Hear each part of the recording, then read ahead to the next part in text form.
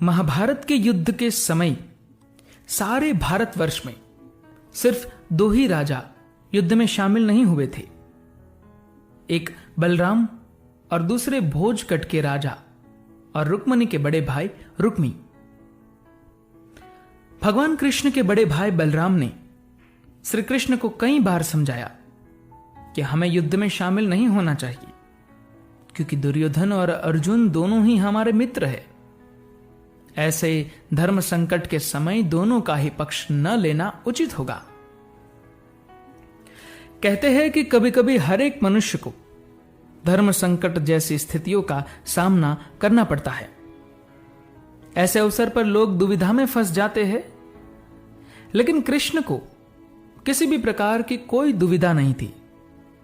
उन्होंने इस समस्या का भी हल निकाल लिया था।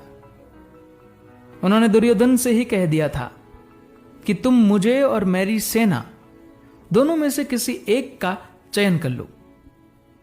दुर्योधन ने कृष्ण की सेना का चयन किया। महाभारत में वर्णित है कि जिस समय युद्ध की तैयारियां हो रही थी और उधर एक दिन भगवान श्री कृष्ण के बड़े भाई बलराम पांडवों की छावनी में अचानक पहुंचे। दाऊ भैया को आता देख श्री कृष्ण, युधिष्ठिर आदि बड़े प्रसन्न हो गए। सभी ने उनका आदर किया। सभी को अभिवादन कर बलराम धर्मराज के पास बैठ गए। फिर उन्होंने बड़े ही व्यथित मन से कहा कि कितनी बार मैंने कृष्ण को कहा कि हमारे लिए तो पांडव और कौरव दोनों ही एक समान है। दोनों को मूर्खता करने की सूझी है। इसमें हमें बीच में पड़ने की आवश्यकता नहीं। पर कृष्ण ने मेरी एक न मानी। कृष्ण को अर्जुन के प्रति स्नेह इतना ज्यादा है कि वे कौरवों के विपक्ष में हैं। अब जिस तरह कृष्ण हो उसके विपक्ष में मैं कैसे जाऊं? भीम और दुर्योधन दोनों ने ही मुझसे गदा सीखी है। दोनों ही मेरे शिष्य हैं। दोनों पर मेरा एक जैसा स्नेह है।